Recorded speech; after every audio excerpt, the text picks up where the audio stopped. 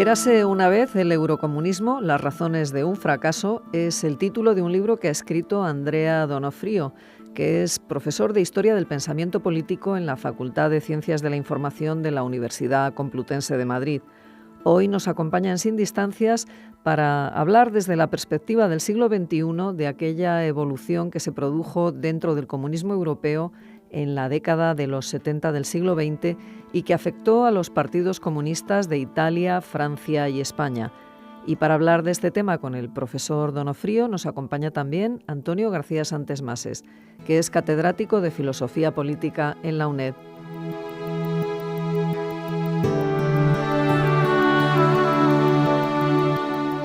Buenos días, tenemos hoy con nosotros al profesor Andrea Donofrio, que ha publicado un libro en la colección de Tecnos de Biblioteca de Historia y Pensamiento Político, un libro interesante que yo creo que nos va a dar fruto a muchos debates que hemos tenido aquí durante años, pero ahora con la mirada de alguien hispano-italiano, italo-español, que tiene las dos miradas, que es muy interesante para el tema que tenemos que tratar y que tiene, aunque ya no sea joven, una gran juventud al lado de los que hacemos el programa, porque no llega a los 40 años, lo cual es una suerte indudable para poder tratar muchos de estos temas. Es otra mirada desde otro lugar de lo que ocurrió sobre este tema. Este tema, el eurocomunismo. Y claro, los que ya tienen más edad saben que fue un tema en una época, en los años 70, importantísimo. El eurocomunismo como algo que significaba una evolución del movimiento comunista, como algo que afectaba a los partidos comunistas de Italia, de España, que algunos situaban en el tema de lo que había significado el post-68, lo que significaba en los acontecimientos de Praga, los acontecimientos de París, acontecimientos de México, los nuevos movimientos sociales, la nueva izquierda o la izquierda de los partidos comunistas que había surgido, por ejemplo en Italia el Manifesto y otros grupos,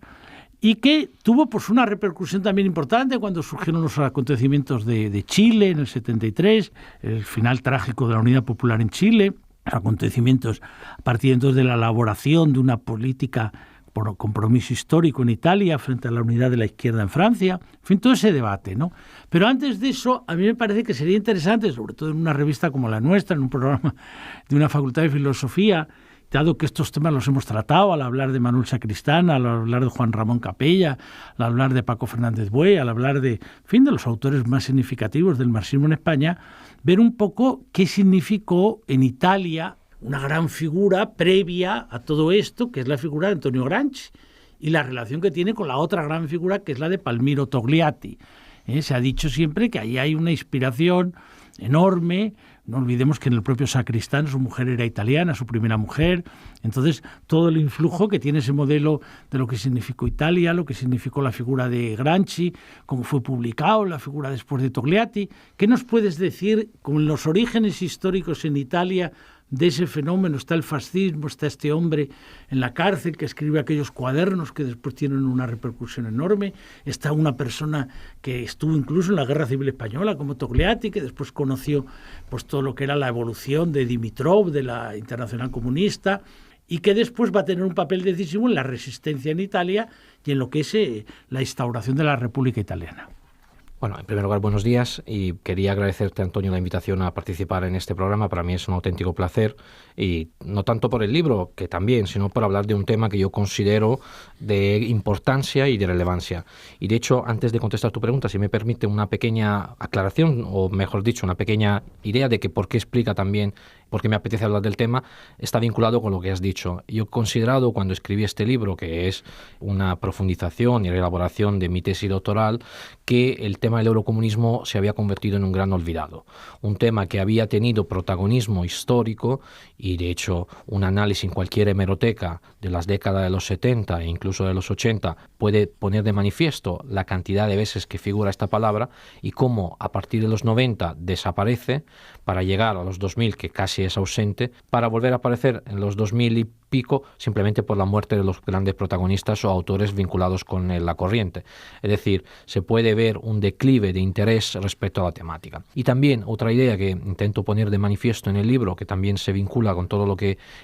la premisa interesante que has hecho a esta intervención, a esta respuesta mía, que los años en que se trata este libro hay una visión muy optimista, los años que se escriben libros, publicaciones, artículos coincidentes con el fenómeno. Pero ya a finales de los 70 y principios de los 80, este optimismo, esta gran expectativa que había creado el fenómeno, se convierte en crítica feroz. Por eso, el intento del libro, obviamente que yo con mis medios y mis capacidades espero haber cumplido, de darle algo de objetividad, marcarlos, como veníamos hablando justo antes de entrar aquí tú y yo, del tema del contexto, enmarcándolo en el contexto histórico, que es fundamental para comprender a pleno este fenómeno, y destacando sus puntos de fuerzas y sus debilidades. Dicho esto, pasando a tu pregunta, yo he considerado que tanto Gramsci como Togliatti representan dos posibles antecedentes o referentes del movimiento eurocomunista. Gramsci es un autor en Italia, yo siempre lo digo de forma provocadora, muy citado pero no siempre comprendido. ¿Qué quiere decir? Que en los debates políticos, cuando la izquierda italiana quiere buscar una raíz histórica, recurre a la figura de Gramsci por su aportación al pensamiento y a la figura de Berlinguer por la cuestión moral. Obviamente es un uso bastante instrumental a su diseño político, mostrar que hay una herencia que se marca en la tradición comunista italiana, que se desmarca en la tradición comunista internacional. La aportación de Gramsci es fundamental al pensamiento político italiano. Es el primer, probablemente, gran marxista occidental, es un autor que reflexiona y enmarca sus ideas en el contexto italiano. Es un autor que habla de hegemonía, habla de sociedad, habla de la importancia de comprender el Estado más allá de cómo se había visto en la visión, tradicionalista de la izquierda post-marxista o, desde Rosa Luxemburgo, Lenin y todos esos autores que escriben sobre la idea del Estado. Y la aportación que le reconoce y luego, por ejemplo, el eurocomunismo intenta rescatar es la idea de la importancia de la sociedad y hegemonía cultural como factores que puedan servir en la vía de acceso al poder. La influencia de Gramsci está presente en las continuas referencias que hace el Partido Comunista Italiano. Como anécdota podemos ver como, por ejemplo, en el 50 aniversario de la creación del Partido Comunista, la figura central, en el año 71, es propio Gramsci, también porque hay una sustitución del universo simbólico de los mitos, como decíamos, con Stalin ya en el desván de la memoria, como casi una figura que tiene más una sombra que un aporte. Gramsci, Togliatti se convierten en los padres fundadores del comunismo italiano y sobre todo se convierten en la óptica que hace el Partido Comunista en los 70, en el 80 y también hasta las vueltas de la Bolognina, en aquellos que han intentado marcar el carácter italiano en el comunismo. Es decir, poner las visiones de la creación de una sociedad comunista, una sociedad diferente dentro de la óptica italiana. Lo que Togliatti llamará la vía italiana al socialismo, cuando él hablará del hecho de que no se puede no tener en cuenta a la hora de elaborar un proyecto político las peculiaridades y particularidades de una sociedad. Y por eso es tan fundamental la aportación de Togliatti. Tanto Gramsci como Togliatti son dos referentes para el comunismo italiano, en la medida de las ideas de sociedad, de Estado y también en la idea de la necesidad de adecuar este proyecto a las condiciones italianas. Cuando la famosa frase de Berlinguer en un debate bastante áspero, duro con Ingrao respecto a los obreros de la Unión Soviética y los italianos, cuando le dice cuántos obreros italianos le gustaría estar en la misma condición que los soviéticos, allí él está poniendo de manifiesto que en Italia hay unos avances que probablemente no se pueden obviar en el proceso de adquisición o de alcance del comunismo. Claro, hay un punto importante en el debate sobre el origen, y fíjate que tiene que ver con el tema de la vía italiana o de las vías nacionales. Porque claro, si vamos al origen histórico, por eso tiene un problema, tú que eres buen profesor de historia, de pensamiento político, de la historia del siglo XX, claro, realmente, si vamos a lo que significó la Primera Guerra Mundial, la Gran Guerra, claro, allí triunfan hasta tal punto las identidades nacionales, lo que después se llama socialchauvinismo, el socialpatrioterismo, etcétera, que frente a la idea de lo que había significado la Segunda Internacional, de que si se llamaba el campo de batalla, los trabajadores harían una guerra a la guerra y no irían al combate, al final se produce, pues por todo esto que sabemos, y que de pronto lo que ocurre en Sarajevo, lo que ocurre en Austria, lo que ocurre en Serbia, lo que ocurre en Francia, lo que ocurre en Alemania, lo que ocurre en Rusia, y estalla todo aquello, y lo que se piensa que va a durar poco tiempo, dura nada menos que más de 4 años, y al final estalla la Revolución Rusa y caen los imperios, todo lo que los historiadores nos explican. Pero ahí hay un punto que es la idea, que es un poco el problema central, de que ya que los trabajadores no han podido conseguir o lograr que su voluntad internacionalista esté por encima de las identidades nacionales y se ha producido el estallido, hay que crear una nueva internacional donde haya una disciplina clara, una unidad de acción, un centro, y son la idea de crear una nueva internacional, lo que se va a llamar la Tercera Internacional, y las famosas 21 condiciones. Claro, eso tenía una perspectiva de que en un momento determinado pues se podría, era el eslabón más débil de la cadena, el que había saltado, como decía Lenin, y que se podía extender el proyecto revolucionario a Alemania o a Italia, o incluso ya más lejos a Francia, pero bueno, que se podía extender. Y claro, al no producirse eso, al producirse entonces el fenómeno de lo que se va a denominar el socialismo en un solo país por Stalin frente a la revolución permanente de Trotsky, todo esto lleva a que desde Occidente se trata de replantear, y este aquí, por eso se le ha dado tanta importancia, que de pronto el fascismo, que avanza en Italia con una fuerza muy pronto, y alguien que es encarcelado como Gramsci, él empieza a dibujar una estrategia, una idea que en parte recoge elementos de la tradición socialdemócrata, pues la acumulación de fuerzas, la batalla por la hegemonía cultural, el no considerar que simplemente se trata de alcanzar el poder político inmediatamente, el Estado es todo, la sociedad civil es nada, toda esta idea, pero que de pronto esas ideas, aunque él siguiera en la cárcel, tienen, a mí me parece, de pronto pues una actualidad, una vigencia cuando se produce el avance del nazismo, cuando se produce el gran giro de la Internacional Comunista, que es la idea con Dimitrov, la idea de que ahora ya lo que toca no es oponer la democracia obrera a la democracia burguesa o representativa, sino defender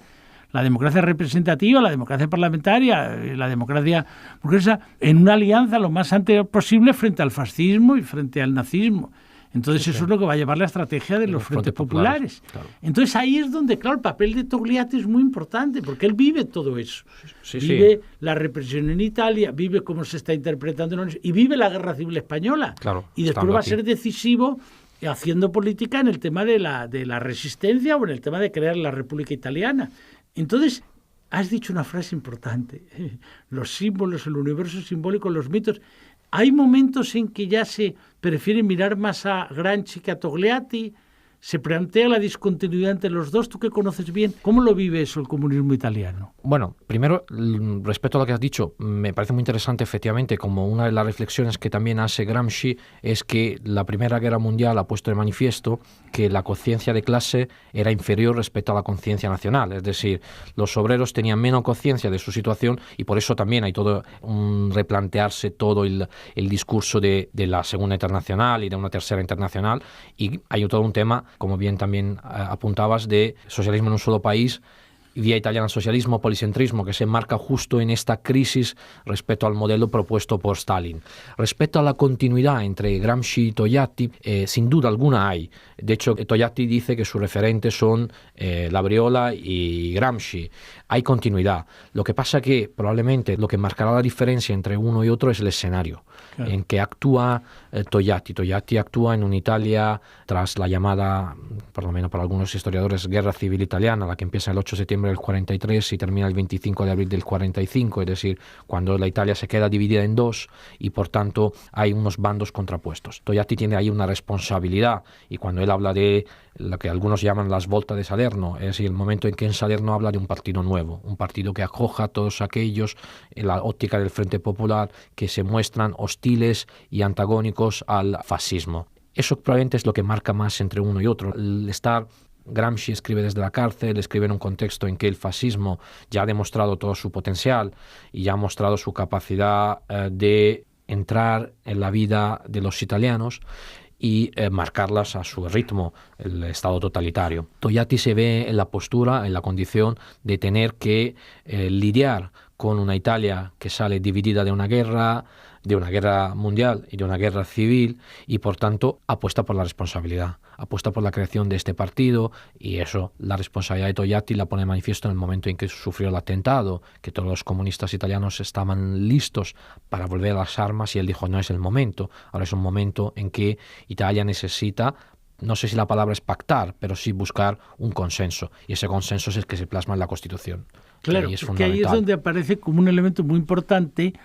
que si nos da tiempo en este programa, en otro programa, intentaremos ver la diferencia con el modelo español, aunque quizá para nuestros oyentes tiene más interés conocer el tema italiano, porque se conoce menos, pero no cabe duda que está en lo que dices tú, lo que se ha venido a denominar guerra civil en Italia, o por lo menos etapa de resistencia desde ese momento,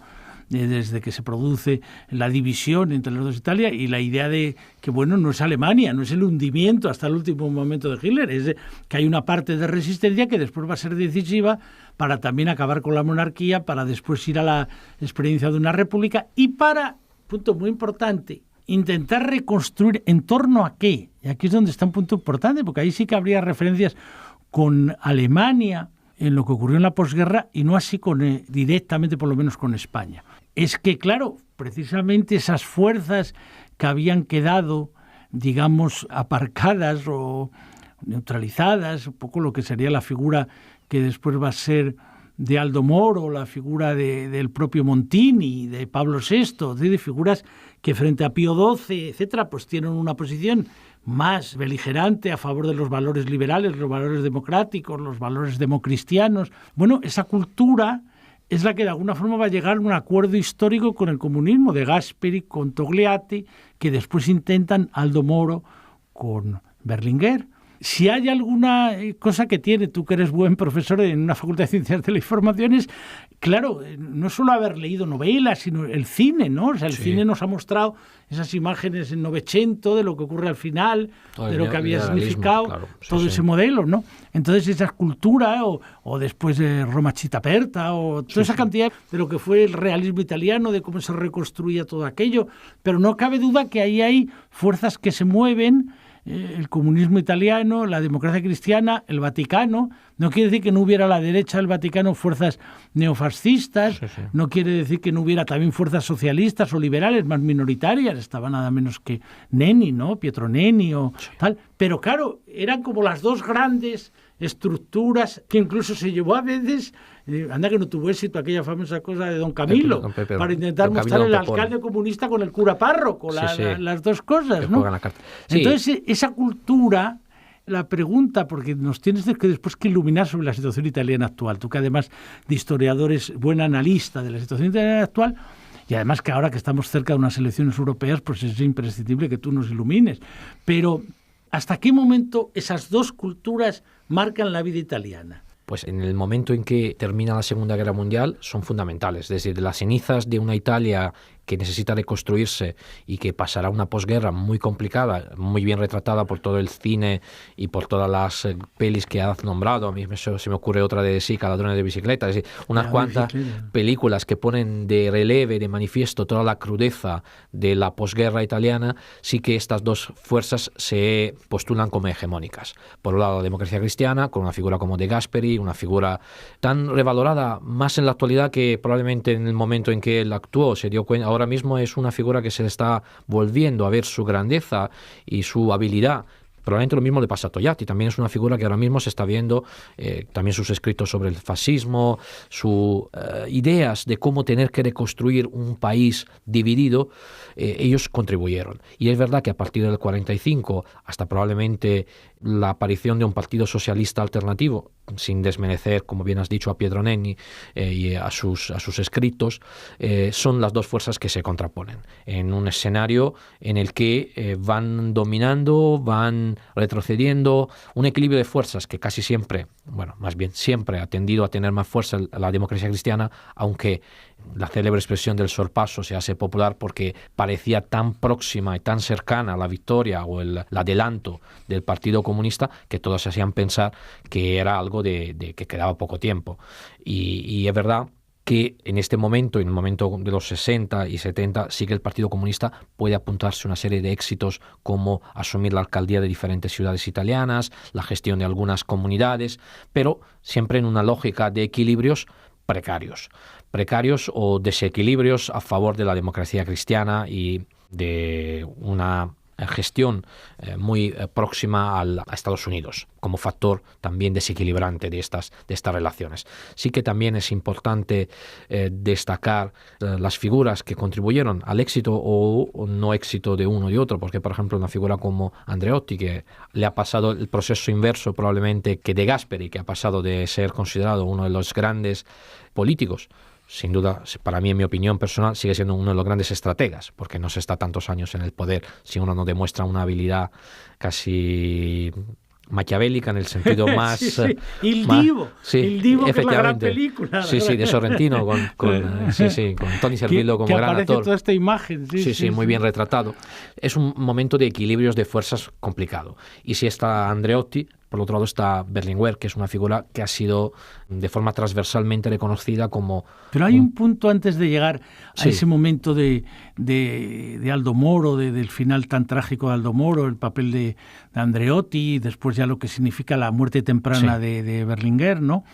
Y es ese momento que yo creo interesante, que también el cine italiano lo reflejaba en La mejor juventud, que era esa cosa... momento la muerte de Togliatti, pero antes de llegar el 68, el post-68, ¿qué ocurre ahí? ¿Qué tipo de contestación? Sabemos que también ocurrió en Francia, sabemos que ocurre en los movimientos estudiantil, que ocurre en Alemania, o sea que hay una idea como de que hay un consenso de posguerra. Ahora ya lo miramos desde atrás porque tenemos ya, no sabemos si miramos los hechos o miramos las categorías o los miramos desde unas categorías que se han hecho ya verdaderamente hegemónicas, ¿no? Los 30 años de la época gloriosa, de la época dorada, el keynesianismo, el pleno empleo, no sé qué, y de pronto hay como una generación ahí que empieza a plantear preguntas, la contestación estudiantil, es verdad que hay una parte de movimiento, por ejemplo, lo que va a ser el manifiesto, figuras como Rosana Rosanda, otros, y tiene que ver, por un lado, con una crítica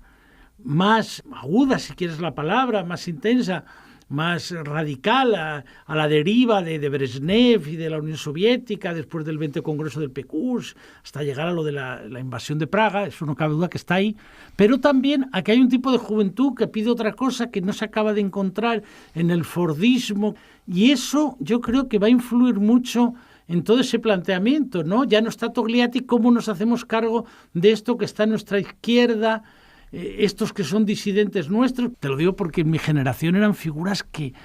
se leían muchísimo, por ejemplo Negri se le leyó muchísimo, pues en una parte de izquierda radical, ¿no? Pero después también se leyó muchísimo en una izquierda más liberal, más moderada, más a Bobbio, las grandes preguntas de Bobbio, si existe una teoría marxista del Estado, si hay una alternativa a la democracia representativa, que es el socialismo, o sea, son preguntas, pero que tienen que ver con ese acontecimiento 68 por 68. ¿Qué le pasa ahí a ese comunismo que tú decías muy bien, de las cenizas?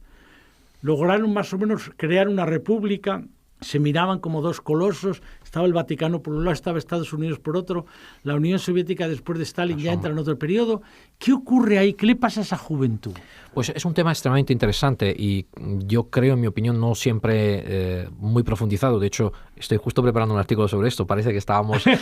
preparados, sobre cómo ha sido el año pasado, años de aniversario y de celebración del 68 francés, me he interesado bastante por el 68 italiano, llegando a plantear incluso que hay un pre-68 italiano, porque ya en el 67 empiezan las primeras ocupaciones de las universidades en Italia. La protesta estudiantil o el malestar de los jóvenes italianos es evidente en los periodos que va entre el verano del 67 y el 68. ¿Por qué hay este malestar? Pues primero por un problema de identidad respecto al partido. Hay un partido en el que todavía no se encuentra una dimensión, gran parte de la juventud. La famosa protesta que ellos dicen cuando van varios representantes a explicar las políticas del partido a los jóvenes, le dicen: vuestras reformas no son ni lo suficientemente profunda ni lo suficientemente rápida. Es decir, una crítica respecto al planteamiento del partido, estamos hablando del 68, es decir, previamente al surgimiento del eurocomunismo, o como formalmente se le llamará. Y esa es una primera crítica. Y luego hay un problema estructural. Una de las razones que provoca el malestar es la llegada a una universidad que es completamente incapaz de asumirlo. Hay una anécdota que me resultó muy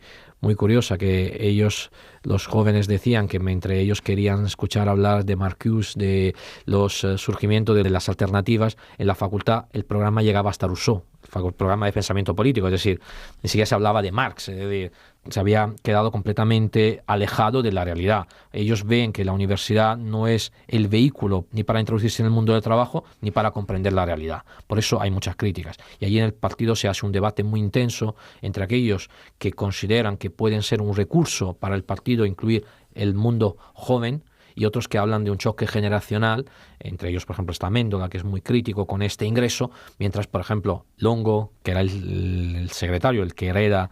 muy brevemente la secretaría del Partido Comunista Italiano, cree que hay que dialogar con ellos, hay que buscar una fórmula para integrarlos. Para algunos fue algo bastante,